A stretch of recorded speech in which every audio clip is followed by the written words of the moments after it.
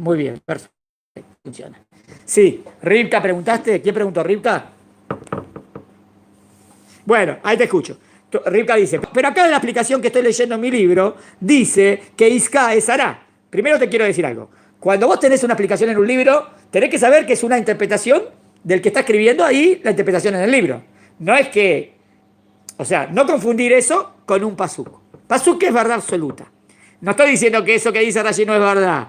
Estoy diciendo que Rashi, como todo comentarista, da posibles interpretaciones. Perfecto. La interpretación de Rashi es que ¿para qué me nombró a Isca? Para decirme que Isca es Sará. Es lo mismo. Tengo ciertos cuestionamientos a esa interpretación. En primer lugar, ¿para qué decir dos nombres, un pasuk tras otro pasuk? Vos decís, bueno, porque me quiere decir que es una princesa o yo qué sé. Está bien. Pero digamos que sí. Y digamos que digo que Sará es Isca. No, voy a tener problema con otro pasuk. Con el pasuk cuando Abraham le diga, cuando Abimelech le va a decir, pero me dijiste que es tu hermana. Y él le va a decir, sí, en verdad mi hermana, no te mentí, pero de parte de padre, no de madre. Si Isca es Sará, Isca es la sobrina. Porque acaba de decir que Isca es hija de Harán. Está bien. Entonces, ¿qué sentido tendría Abraham al decirle esa hermana por parte de padre? O sea, ¿qué sentido tendría decir es sobrina por parte de madre? Por parte de padre, pero no por parte de madre. No tiene sentido. No tiene sentido porque no importa de dónde venga la sobrina. Igual te podés casar con cualquier sobrina.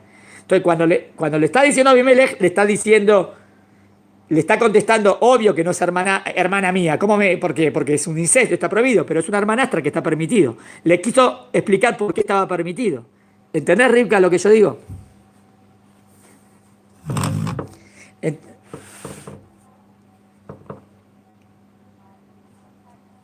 Sí.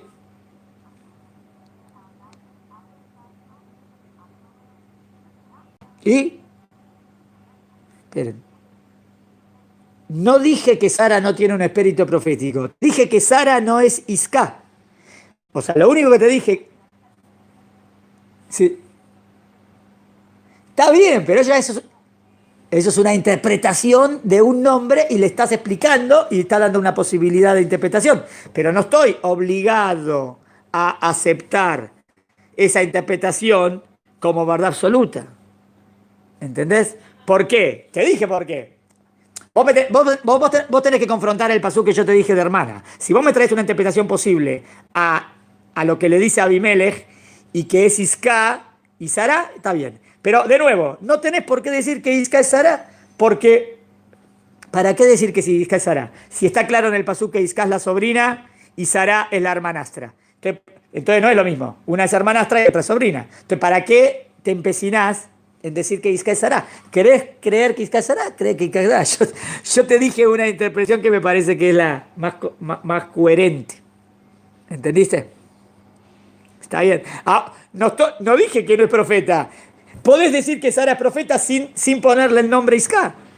Esperen, no tiene que estar en el nombre que es profeta. En Abraham no dice que es profeta, y es Abraham. ¿Qué tiene que, o sea, ¿entendés? No es obligación poner eso en eso.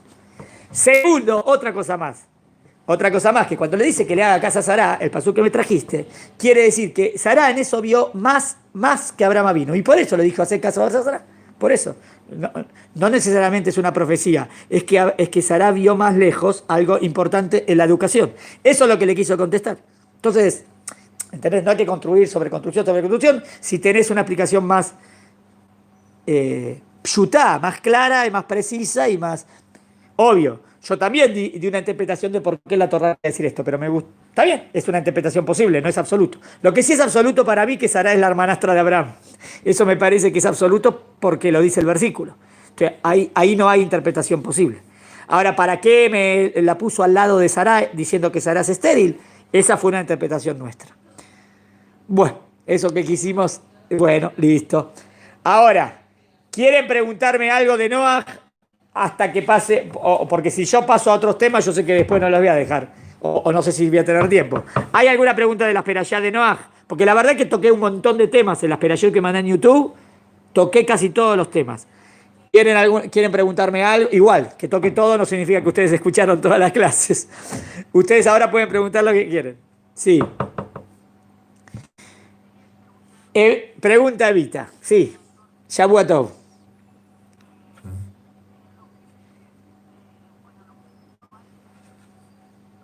Sí.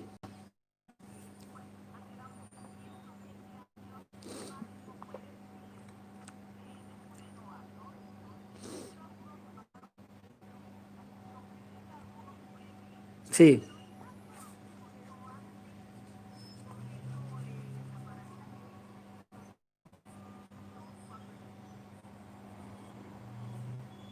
Dice que Sí.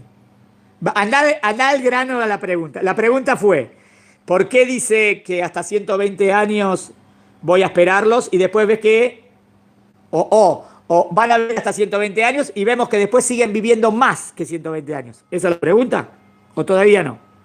Pero,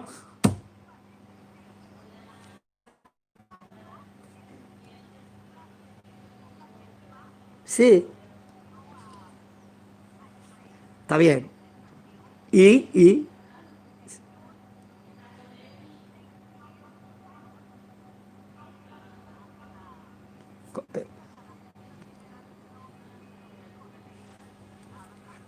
de Isaac. espera, Isaac así ya las y Jacob. preguntas. Está bien. Jacob, Entonces donde- te contesto en simple.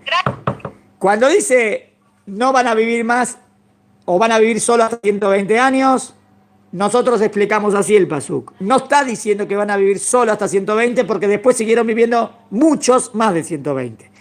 Si uno quiere seguir firme, tendría que decir así. Van a ir bajando las edades de a poco, pero todavía Shem, los hijos de Noah todavía no. De a poco, hasta que en algún momento van a llegar máximo hasta 120, pero todavía falta mucho. A mí me parece que esa no es la interpretación correcta del pasuk. A mí me parece que la interpretación correcta del pasuk es que Dios dijo, desde ahora voy a esperar 120 años a ver si hacen teshuvá. O sea que esos 120 años están marcados justo 120 años antes que mande el diluvio. No está diciendo que van a vivir hasta 120 años, sino que Dios va a esperar 120. Esos 120 años sería como 3 o 4 generaciones, no importa, un número importante de años que Dios esperaba que la generación del diluvio haga teshuvá.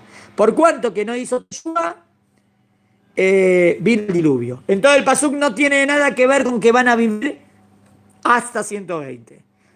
La pregunta es que la verdad que un montón de personas después de eso vivieron mucho más que 120. Entonces no tendría sentido que dice van a vivir hasta 120 si todos vivieron más. Y si vos me preguntaste por Shem o Eber, que hicieron la yeshiva y todo esto, ellos también eran hijos de Noah y vivieron mucho tiempo. Así que no. Te contesté el pasuk como lo interpreto sin tener ninguna contradicción. ¿Se entendió? Gracias. Perfecto. ¿Quién más? ¿Alguien quiere una pregunta de Noah? Tengo una pregunta. Sí, Yo tengo María, una te pregunta. escucho. Texas. Desde Texas. Porque, bueno, en Génesis 10:5 da a entender que ya se hablaban diferentes idiomas y se contradice con Génesis 11:1 que dice que que confundió, que la tierra hablaba un solo idioma. Bueno, entendí lo que la pregunta de María, muy buena. Ya en 10.5 dice como que Leshonot, que ya salieron las familias con sus lenguas, y después viene lo de Babel, que dice que de ahí como que se crearon las lenguas y se esparcieron. Pero un capítulo antes ya dice que de las 70 de estas naciones que vienen de Shem, Ham y Efet, habían distintas lenguas. Dos interpretaciones, una más simple y otra más profunda. La más simple, no hay contradicción, porque lo que dice el capítulo 10 está como adelantando a lo que va a pasar después. El capítulo 10 me va a decir, de esta familia después van a nacer las lenguas. Todavía no explicó lo que pasó. Y en el capítulo 11 me marca cuál fue el suceso. El suceso fue la Torre de Babel.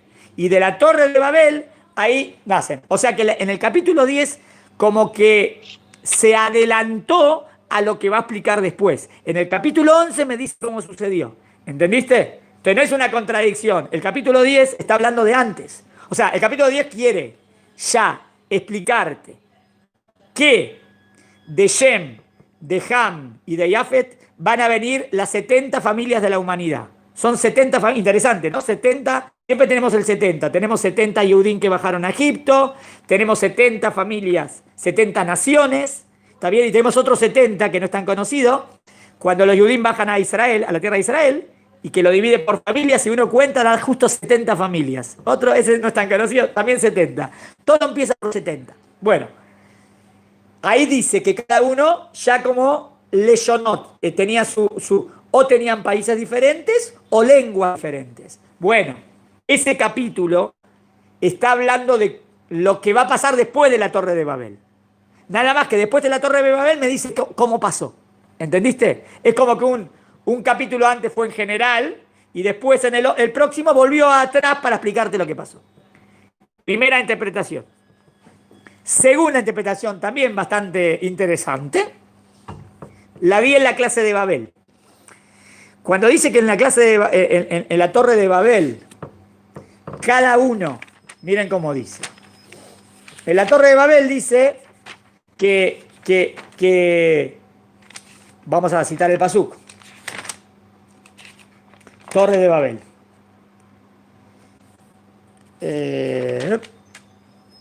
Baíkol Haaretz, y toda la tierra era una sola lengua, Udebarim Aharim, y un mismo pensamiento.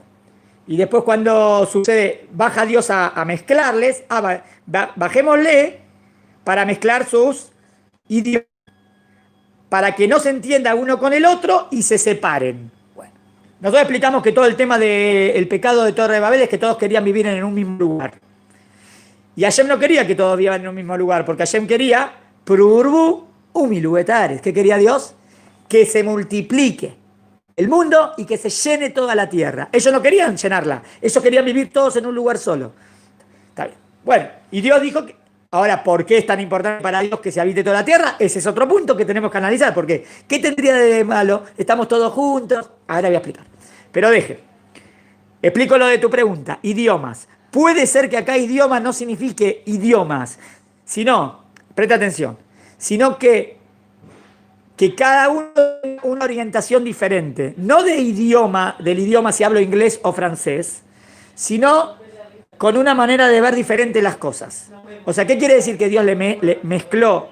Miren, mezcló los idiomas, los mezcló para que no se entiendan entre ellos, que de repente entre ellos empezaron a venir grupos y dijeron, no está bien que nos quedemos acá todos juntos, a lo mejor, porque a lo mejor Dios quiere que vayamos a otros lados. Entonces empezaron a discutir, entonces le mezcló los idiomas, no es el idioma, le mezcló, la zafá sería la manera de ver las cosas.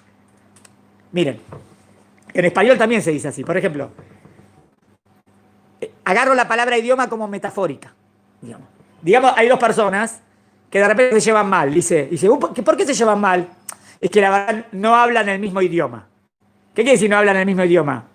No hablan el mismo idioma es que uno piensa así, otro piensa así. Pero miren cómo se dice en español. No habla el mismo idioma. ¿Ven? Que la palabra idioma es una parábola metafórica de tener una manera diferente de ver las cosas. Y eso es lo que Dios provocó en la torre en la ciudad de Babel, que estaban construyendo la torre, para que cada uno vaya para otro lado. O sea, no estuvieron de acuerdo al fin y al cabo en lo que querían y cada uno se fue para otro lado. Entonces, otra interpretación, que no sería idioma de que en la torre de Babel se inventaron los idiomas, sino que ahí cada uno siguió por otro curso porque se dieron cuenta que no era lo correcto lo que estaban haciendo. O hubo discusiones, entonces estaban los que se quedaron, que querían, pero al final no, los que se fueron para otro lado. Entonces con eso también no habría problema, que en el capítulo 10 te dijo que se inventaron los idiomas, y en el capítulo 11 hablaría de la manera de ver la vida, de cómo se siguieron. Les contesto nada más por qué Dios no querría. ¿Por qué Dios no querría que vivan todos juntos? ¿Qué tiene de malo? No decimos que en la época del Mashiach todos van a estar juntos y todos van a creer en el mismo Dios. Es el ideal, ¿no? Creer todos en el mismo Dios y todos en el camino es el ideal. Sí. Si es así, sí. Pero presten atención que en todo el pasaje de Babel, de la torre de Babel, que dicen que están unidos y quieren hacer una torre, no. O sea, cuando ellos hablan no figura nunca el nombre de Dios. ¿Por qué no figura el nombre de Dios? Como que estaban unidos.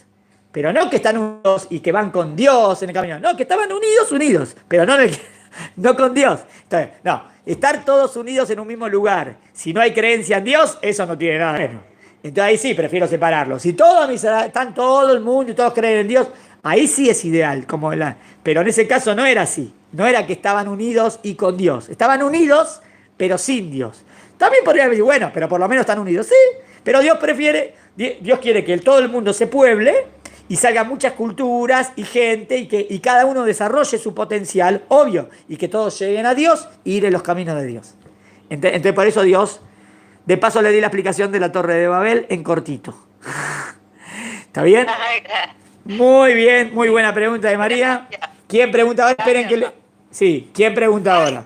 Yo escuché que la palabra zafá, Sí, que bueno, lo leí, sí. no había forma de que significara otra cosa sino idioma. ¿Por Porque qué? la palabra zafá en hebreo también significa labio o lengua o borde. Entonces que por eso es que significa idioma. Está bien. O sea, que no había otra manera de darle otra acepción en este caso. Ah, que está prohibido pensar que la palabra idioma acá no es idioma literal. Es casi eso lo que quiero decir. No sé por qué. No sé por qué no puedo agarrar la palabra en hebreo como un concepto que te viene a decir por cuanto que el contexto de lo que está pasando en Babel tiene que ver con gente que tienen una manera de pensar y no quieren abrirse de esa manera. Y lo que Dios hizo es que se abran y piensen de manera diferente. Y ese es el contexto, y lo ves en el texto. Entonces no es imposible pensar que ahí la palabra zafá también significa esto. ¿Entendés cómo el kibún de interpretación del... Espera que le doy clic a YouTube para que quede la clase nada más y te contesto. Le doy clic y contestamos. Seguimos enseguida en Judaísmo en Vivo.